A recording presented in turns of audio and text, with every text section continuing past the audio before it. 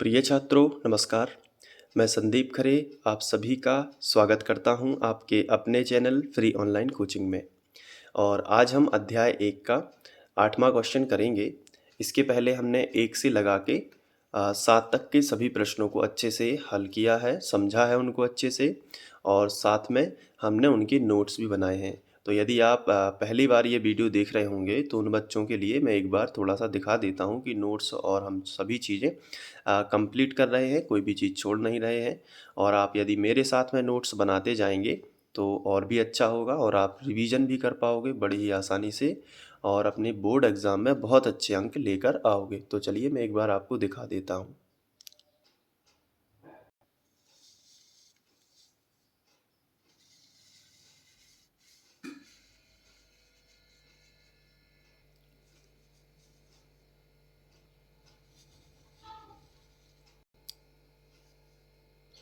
तो अगर आप ये सभी वीडियोस देखना चाहते हैं तो आई बटन पर क्लिक करके अपने अध्ययन को और अच्छा बना सकते हैं।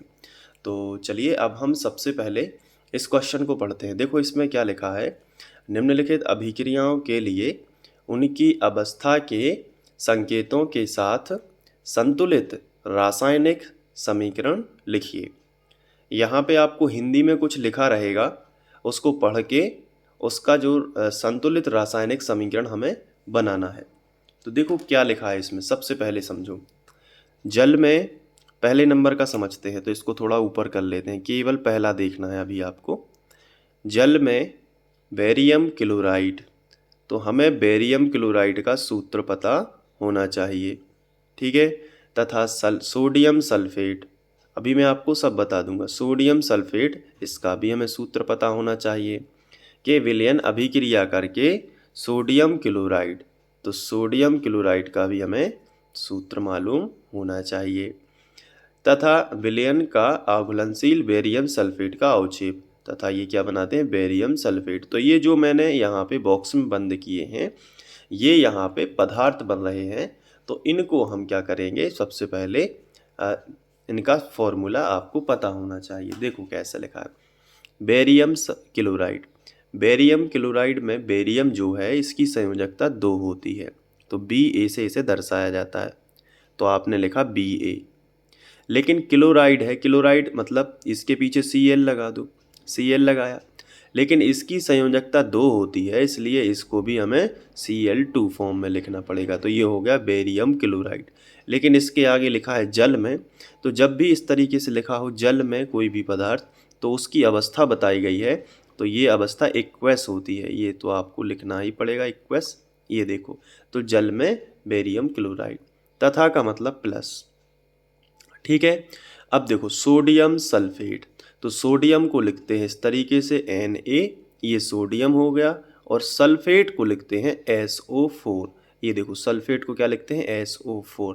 अब यहाँ पे ये देखो कि सल्फेट जो है SO4, इसकी संयोजकता होती है -2 और सोडियम की होती है केवल +1, तो इसको 2 माइनस चाहिए। या फिर ऐसे भी बोल सकते हैं कि इसको SO4 को 2 प्लस वाले यौगिक चाहिए, तो ये की प्लस है, तो इसमें कितने का, यहाँ पे हम 2 लगा सकते हैं। कितना लगा सकते हैं, 2। इसके बाद अभिक्रिया करके, मतलब तीर का चिन्ह, अभिक्रिया करके मतलब क्या होगा, तीर का चिन्ह, ठीक है। समझ में आ रहा है ना। सोडियम क्लोराइड, तो सोडियम को हम Na से दर्शा देते हैं, इन पर एक प्लस होता है, और क्लोरीन को Cl से, इस पर एक माइनस होता है, तो एक प्लस और एक माइनस दोनों बैलेंस हो गए, ठीक है। तो यहाँ पे यही करना पड़ता है। का विलयन तथा अघुलनशील बेरियम सल्फेट, बेरियम सल्फेट देखो ध्यान से प्लस लगा लेते हैं कि इसके साथ में और क्या बन रहा है, बेरियम सल्फेट। तो Ba यहाँ पे लिख लिया, ये बेरियम है, और सल्फेट के लिए क्या लिखना पड़ता है, SO4। तो इनके भी आयन यहाँ पे बैलेंस हो गए। तो इस तरीके से हमने सबसे पहले एक समीकरण लिखा। लेकिन ये जो समीकरण है ये एक ढांचा समीकरण है, अब इसको संतुलित करना होगा। तो देखो जो सबसे कम स्थान में आया है उसको हम दोनों ओर बराबर करेंगे।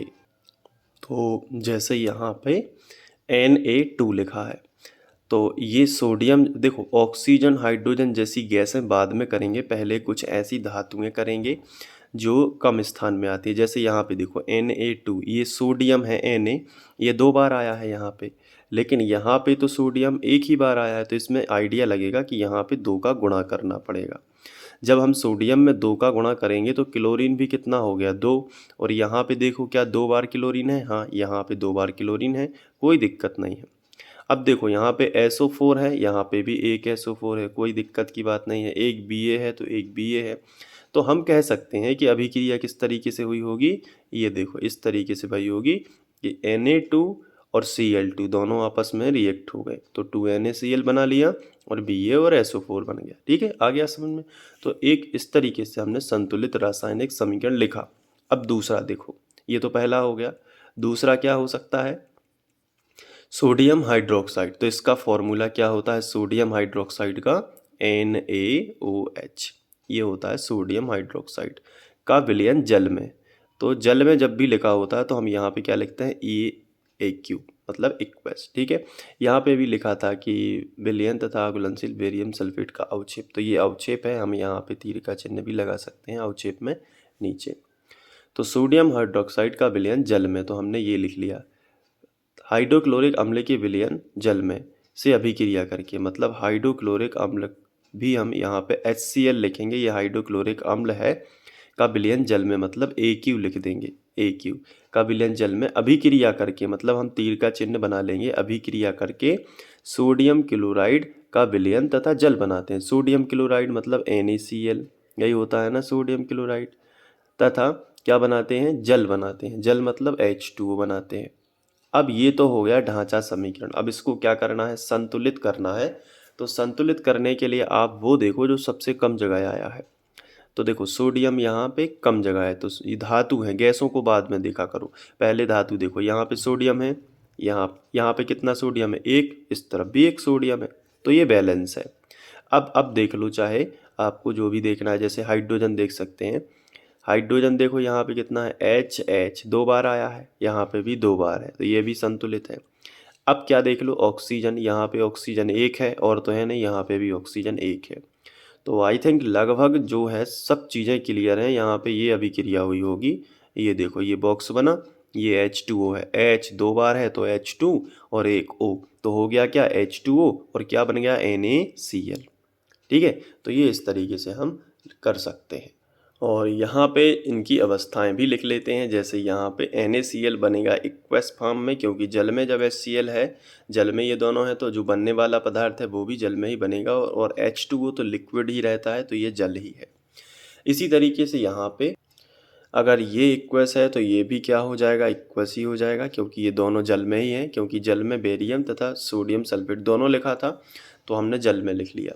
इसके बाद जो बनेगा वो भी जल में ही बनेगा, लेकिन जो अवक्षेप होता है वो ठोस अवस्था में होता है, जो नीचे बैठ जाता है, तो वो सॉलिड स्टेट में बनेगा। किसी भी बर्तन के नीचे वो बैठ जाएगा, तो नीचे क्यों बैठेगा, उस पर गुरुत्वाकर्षण क्यों लगेगा, क्योंकि वह जो है सॉलिड है। तो इस तरीके से ये जो चीज़ें हैं हम कर सकते हैं। तो ये दोनों के दोनों आप यहाँ पे लिख सकते हैं आंसर के तौर पर, बस और कुछ नहीं करना, तो यही आंसर हो जाएगा। तो आप यहाँ पे इसी को आंसर मान के लिख सकते हो। तो लिख लेना इसको अच्छे से, मैं यहाँ पे नोट कर देता हूँ। तो अब आप इसको अच्छे से नोट कर लेना। इसके बाद हम लोग नेक्स्ट क्वेश्चन करने वाले हैं। तो मिलते हैं नेक्स्ट वीडियो लेक्चर में। Thank you.